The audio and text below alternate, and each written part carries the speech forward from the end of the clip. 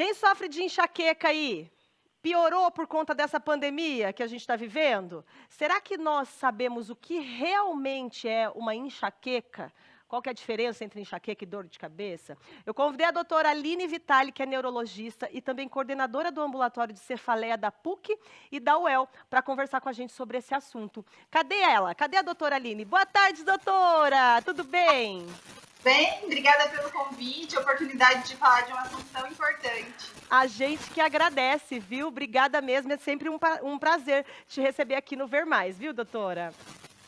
Agora fala pra mim, com essa pandemia, as enxaquecas aumentaram? Aumentaram sim, em boa parte dos pacientes. Eu tenho atendido vários dos meus pacientes com crises piores, assim, com mais frequência das crises. E isso tem acontecido mesmo porque com a pandemia as pessoas ficaram mais ansiosas com medo de ter a doença, ansiosas com relação ao seu trabalho, aos filhos, às pessoas que amam. Também passaram a dormir pior, com mais insônia e não conseguem fazer atividade física. Ficou bem mais difícil fazer atividade física. Eita, doutora! E agora e as pessoas que quando tem a crise forte, agora com essa pandemia, você já falou que aumentou bastante. Vai para o Aumentou. hospital, faz o quê, doutora? Assim, o que tem que tomar cuidado é para não ir muito ao hospital, né? Porque a gente tá com o coronavírus por aí. Que eu acho que as pessoas devem fazer? Primeiro, elas devem conhecer o seu diagnóstico, saber se realmente o que ela tem é enxaqueca, tá? Geralmente quem tem enxaqueca tem dor, assim, de longa data, e algum médico, em alguma situação, já disse que era enxaqueca. E o que eu recomendo para todo mundo, e é o que eu tenho feito com os meus pacientes mesmo, deixar um planejamento bem definido de tratamento das crises, para as crises moderadas e crises fortes, e só ir para emergência mesmo se não tiver outro jeito, tá? Mas às vezes precisa ir sim, em algumas situações não pode ficar em casa. Por exemplo, dor súbita, intensa e que o paciente nunca teve anteriormente, tem que ir para emergência porque pode não ser enxaqueca e ser uma situação grave. Tá. Agora, qual que é a diferença? Como é que a gente sabe identificar, doutora, uma enxaqueca de uma dor de cabeça forte? A enxaqueca, na verdade, a enxaqueca, geralmente ela é forte. E ela é a dor forte mais comum, tá? Então, assim, o paciente precisa receber esse diagnóstico de algum médico e ser avaliado de fato se a dor dele é enxaqueca, tá? A enxaqueca, geralmente, ela é uma dor forte. Ela tipicamente lateja, então fica pulsando. Pode ser de um lado só da cabeça e mudar de lado e atrapalha as atividades de rotina. E junto com a dor, vai ter a claridade e o barulho que incomodam, e é comum de ter náusea e até vômito junto com a dor. Então, essas são as características da enxaqueca. Já de uma dor que precisa procurar emergência, é uma dor que geralmente é súbita, intensa, que nunca teve antes, ou uma dor que só está piorando fora do habitual do paciente.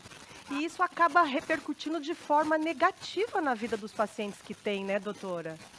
Com certeza. A enxaqueca atrapalha bastante a vida das pessoas. Na verdade, só quem tem dor forte, frequente, é que entende de fato, porque ela baixa o rendimento do trabalho, baixa o rendimento de estudo, as pessoas deixam de sentir prazer em atividades que normalmente elas teriam, como, por exemplo, estar com os filhos, estar com a família, ou vendo um filme, não tem prazer nessas atividades porque está com dor. Entendi. E tem uma causa específica, a enxaqueca? A enxaqueca, na verdade, ela é uma desregulação do nosso sistema de dor. A gente tem um sistema que faz com que a gente sinta dor e que é protetor. Então, a gente sente dor quando tem uma lesão no organismo. E isso protege a gente. No caso da enxaqueca, esse sistema está desregulado. E a pessoa tem dor sem que exista algo causando lesão. Tá? Entendi. Na enxaqueca, a dor é a própria doença e não a outra coisa causando dor. Entendi, doutora. Agora, dá para prever uma crise, por exemplo? Ah, eu tô começando a sentir, eu já vou tomar um remédio. Dá? Em algumas situações dá, tá? Tem alguns pacientes que têm aura, por exemplo, e aí eles têm alguns... A aura geralmente é visual, a mais comum, e aí enxergar uns brilhozinhos na vista antes da dor. Alguns pacientes aí já pode tomar, tá? Mas a aura já é a crise em si. Mas a gente consegue, às vezes, abortar a crise antes de ter dor. Isso pode Entendi. acontecer, sim. Aquelas pessoas que têm dor de cabeça por mais de 3 dias, tem gente que sofre com dor de cabeça, fica até uma semana com dor de cabeça. Já é considerado enxaqueca por conta do tempo? Ó, quando passa de 3 dias, a gente já precisa ficar atento, porque o típico da enxaqueca é durar até 3 dias.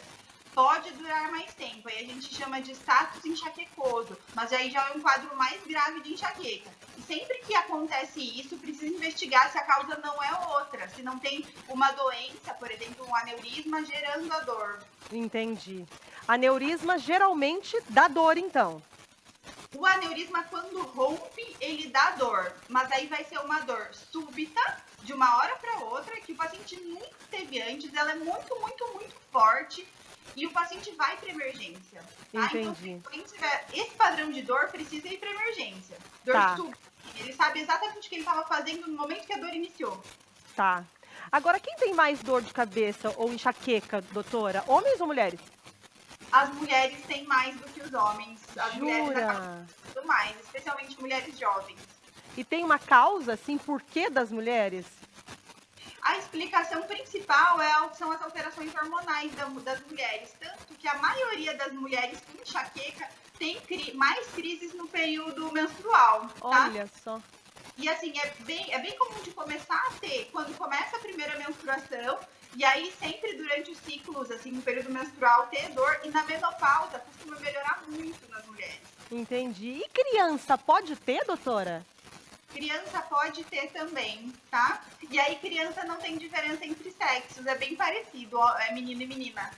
Aham. E a partir de que idade pode acontecer de uma criança ter enxaqueca? Ah, desde novinha, assim, a partir dos 4 anos, e até tem algumas teorias, assim, de que começaria com sintomas de enxaqueca até antes, tá? E aí poderia ser, por exemplo, sintoma abdominal em criança. Entendi. Agora, doutora, e tratamentos? Existem vários tipos de tratamento? Como é que funciona?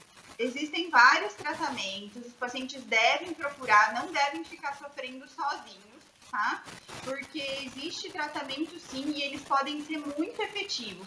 Tem os tratamentos tradicionais, que são com medicamentos que o paciente toma.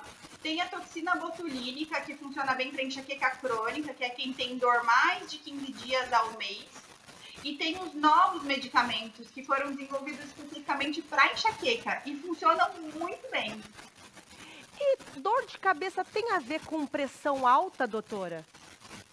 Ah, isso é uma ótima pergunta, porque as pessoas associam muito com pressão alta. Na verdade, a pressão alta até pode causar dor de cabeça, mas ela vai causar dor de cabeça quando é um valor extremo de pressão, acima de 18 de pressão, pode causar, tá? O que acontece na maioria das vezes que as pessoas associam com pressão é que elas sentem um desconforto, ela tem o estresse da dor, e aí ela vai lá e mede. Aí ela mede a pressão tá alta. Mas por conta da dor e não o contrário, tá? Então a dor aumenta a pressão e não a pressão causa dor, na imensa maioria dos pacientes. Entendi. Agora, tem uma dica caseira, doutora? Por exemplo, sei lá, colocar um pano úmido na cabeça para passar para as pessoas que estão em crise? Para quem está em crise, o ideal, a primeira coisa é controle do estresse, que é difícil, mas tem que tentar. Outra coisa que pode ajudar muito é tentar dormir, ir para um ambiente tranquilo, especialmente ambiente escuro e silencioso, e tentar dormir. Dormir é uma coisa que pode ajudar. Alguns pacientes falam de colocar compressa fria também. Tem uma explicação lógica para isso funcionar, isso dá para fazer. Mas o melhor é ter a sua estratégia definida com o seu médico para definir o que vai ser feito nas crises, para que as crises sejam mais curtas possíveis. Tá ótimo, doutora. Muito obrigada pela sua participação, viu? Saudade de você aqui ao vivo com a gente. Ai, com certeza. Obrigada, se cuida aí.